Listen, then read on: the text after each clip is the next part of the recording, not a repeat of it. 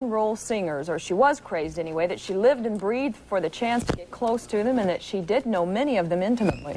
She's been with Frank Zappa, Mick Jagger, Don Johnson, Keith Moon, and Waylon Jennings. Her name is Pamela DeBar, and she's written a book called Confessions of a Groupie. Pamela joins us now to talk about her life then and now. Hi, Pamela. Hi.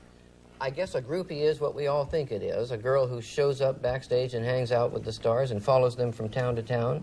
That's one description of a groupie, yes. What would be your description? Well, the word groupie came into being long after I was doing these things. But you were a pioneer in yeah. in groupiedom, were you? But it actually just means a girl who likes to spend time with the guys in rock groups. Not necessarily sexually, but a lot of times you just want to be backstage, just involved in that scene. It's so exciting. But if you are a girl who's allowed backstage to be with the rock stars, isn't it pretty much taken for granted that you're available for them? Quite often that is the case. But, you know, you can establish a reputation for yourself, and that, you know, doesn't have to be the case. I went after specific members of, I mean, I didn't just go for any guy in a band. I see. It was very specific. It had to be someone's music I loved, something that drew me to them. I mean, it wasn't just Who was the first anybody. for you? Who were you attracted to first? Well, the Beatles, Paul McCartney. And had you ever seen Paul McCartney? No, this was when he first came on the scene, the Ed Sullivan Show and all of that. And how old were you at the time? About 15 and a half. And didn't you go through some sort of Paul McCartney ritual every night? Oh, yes, it was work? So funny. Well, there was a lot of the things I had to do, but one of them was I had to hear the Beatles, the last sound I heard before I went to sleep.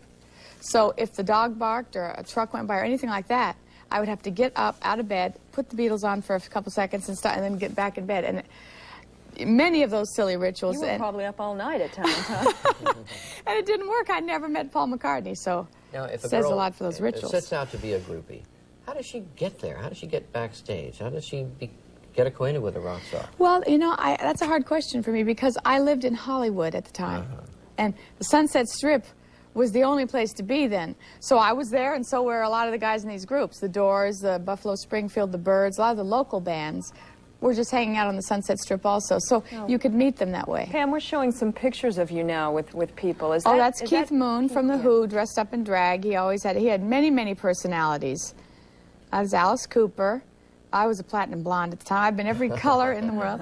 This is Don Johnson. This was just taken real recently. Now, you speak highly of Don Johnson. You lived with him for about a year, is that right? Yeah, we're still real good friends, and that was real important to me with these men that I was crazy about. I wanted to maintain a friendship with them. I didn't just want to spend a night with them. You're pretty graphic about some of their skills in bed. Were any of them offended? Don Johnson, you talked... He was not at all offended. He laughed his butt off when he read this book. He said, how do you remember all this stuff? But of course I kept diaries. For some of us, the word groupie has negative connotations. Right. We think of somebody who probably is not a nice girl. I think I'm a real nice girl. How do you start? We're certainly nice to a lot of rock musicians anyway. Do you have... They were nice to me, too. When you have these relationships, though, I'm sorry, I didn't mean to interrupt. I'm just wondering, do you always sleep with them when you're a groupie? Or sometimes you're just friends with them? Most of these guys I was friends with. When I was in I had my own band called the GTOs. It was an all-girl band. And they would come to town and look us up. They wanted to hang out with us. They wanted to go to parties with us, clubs, concerts. We took them to the best stores for records. In fact, most of them I didn't sleep with. I wanted to, have friendships with them. And for instance, Frank Zappa was my mentor. He produced my band. I lived at his house, took care of his children. I certainly wasn't a groupie for him, you know what I mean? What did your parents think about all this? They thought I was a nut.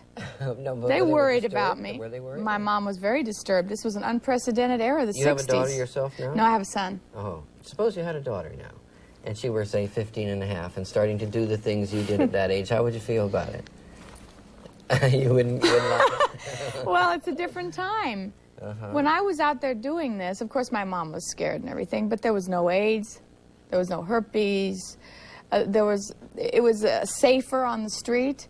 John Lennon hadn't gotten shot yet. It was not a hard, it was the peace love really permeated the air. It was a real feeling, that peace love thing. There's it really a curious story that you wrote in your book about John Lennon. I found it curious. You were in love with Paul McCartney. And you said during the concert that John Lennon looked down at a group of you with disdain. No, he rode by in a limousine. He rode by in a limousine. And I was, oh my God, there's John Lennon, there's John Lennon. But he looked over, and it wasn't at us with disdain. It was a real sorrowful sorrow and contempt, and just almost, he was upset at being in the position he was put in. Mm-hmm. Who was the most disturbed rock Keith singer? Moon. Yeah. And you spent about a year with him? Yeah, off and on, a couple years off and on. He was one of my very best friends. We had a relationship, but, you know, there's a lot of other things involved. He had many, many personalities. He was always trying to dodge himself. So he created all these amazing personalities and did these fantastic stunts, really, just to escape himself. What about You've seen a lot of the big rock He was stars, great, including Mick Jagger. Right. What did these guys have in common? In what way are they the same? They're all magic. Magic. Yeah.